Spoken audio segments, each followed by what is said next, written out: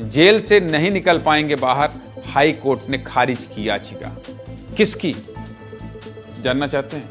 खबर छत्तीसगढ़ से जुड़ी हुई है। हाई कोर्ट पहुंचे थे, सोचे राहत मिल जाए, लेकिन राहत नहीं मिली है। चलिए पूरी खबर बता देता हूं आपको। खबर क्या है? छत्तीसगढ़ के सबसे बड़े शराब घोटाले के आरोपियों की मुश्किलें बढ़ गईं। बिलासपुर हाई कोर्ट ने आरोपियों की याचिकाओं को खारिज कर दिया। करीब 1.5 साल से जेल में बंद आरोपियों ने ईडी और एसीबी ईओडब्ल्यू के खिलाफ याचिका लगाई थी। एक नहीं भाई साहब, 13 याचिकाएं लगाई गई थी। 13 याचिकाएं। हाई कोर्ट में ईडी के खिलाफ 6 और ईओडब्ल्यू के खिलाफ 7 याचिकाएं लगाई गई थी। 7 याचिकाएं। किसने याचिका लगाई थी? सबसे पहले ये जान लीजिए, इसके बाद पूरी कहानी बताएंगे।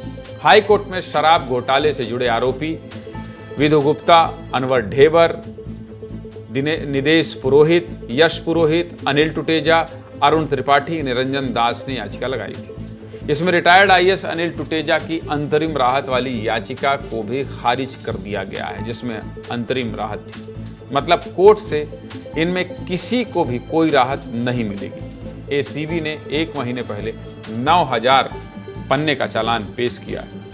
इसके साथ ही एसीबी को इन आरोपियों के खिलाफ मजबूत सबूत भी मिल चुके हैं। इस हिसाब से इनका जेल से बाहर आना मुश्किल है। हाल ही में नकली होलोग्राम छुपाने वाली जगह का भी पता लग गया है। बहुत सारे सबूत इकट्ठा हो रहे हैं। हमारे सहयोगी नितेश गर्ग ने उस जगह की तस्वीर एक्सक्लूसिव दिखाई थी।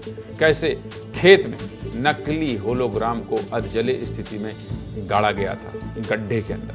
कितना बड़ा घोटाला है, कैसे सरकारी खजाने को नुकसान पहुंचाया गया, इसको हम सीधे मुद्दे की बात में पहले भी दिखा चुके हैं। लेकिन मामला बहुत बड़ा है, इसलिए फिर से आपको घोटाले की कहानी एक बार ग्राफिक्स के जरिए समझ लीजिए। घोटाला 2019 से शुरू हुआ और 2023 तक चला, यानी जब राज्य में जब तक कांग्रेस की सरकार रही तब तक चला। इस दौरान 3 हिस्से में 3 पार्ट में शराब घोटाला किया गया और 1600 करोड़ से ज्यादा सरकारी खजाने को नुकसान पहुंचाया गया। इसको 3 पार्ट में बांटा गया था, क्योंकि सिंडिकेट ने फुल प्रूफ सेटअप तैयार किया था। पार्ट ए में 319 करोड़ 32,67,275 रुपए, पार्ट बी में 1,289 करोड़ 8,32,781 रुपए और पार्ट सी में 52 करोड़ रुपए। समझते जाइएगा, बहुत बड़ा घोटाला है। जनता के हजारों करोड़ रुपए इन घोटालेबाजों ने लूट लिए और सबसे बड़ा मजाक तो उन महिलाओं के साथ हुआ जिनको शराबबंदी का सपना दिखाया गया था।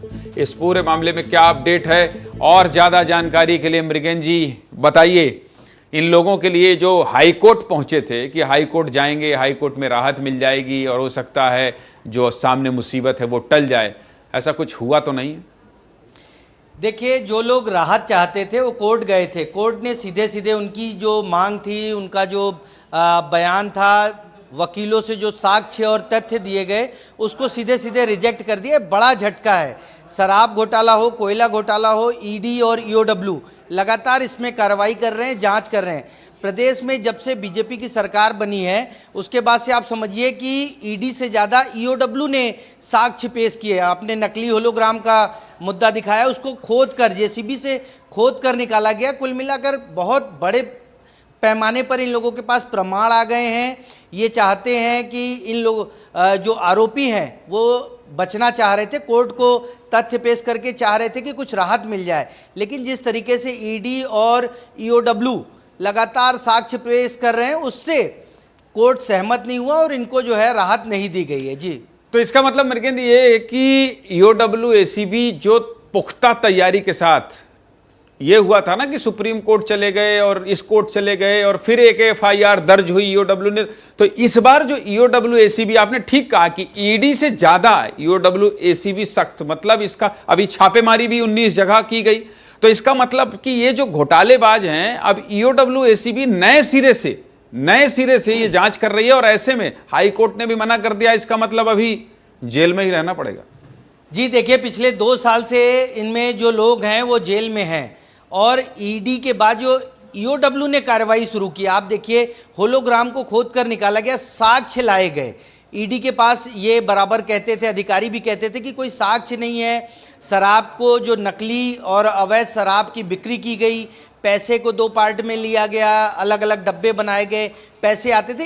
इस मुद्दे को बीजेपी विधानसभा में भी उठाती रही, उसके बाद सड़क पर भी उठाती रही। चुनाव में बहुत बड़ा मुद्दा था ये जो शराब घोटाला था। आपने एक बहुत अच्छी बात कही कि जिन लोगों के साथ वादा किया था शराबबंदी का, अभी कुछ दिन पहले रक्षाबंधन था और शराबबंदी को लेकर सांसद सरोज पांडे ने एक बार फिर पूर्व मुख्यमंत्री भूपेश बघेल को राखी भेजी और याद दिलाया कि आपने एक वादा किया था कि शराबबंदी करेंगे और शराबबंदी नहीं किया। मतलब ये मुद्दा खत्म नहीं हो रहा है, अभी चल रहा है और बराबर आ सबसे बड़ी बात यह कि शराबबंदी का वादा कर घर घर बिकवाने लगे शराब। ऑनलाइन डिलीवरी भी तो उसी जमाने में हुई थी। बहुत शुक्रिया आपका मृगेन जी, नजर बनाए रखिएगा, जो अपडेट होगा सब कुछ बताएंगे।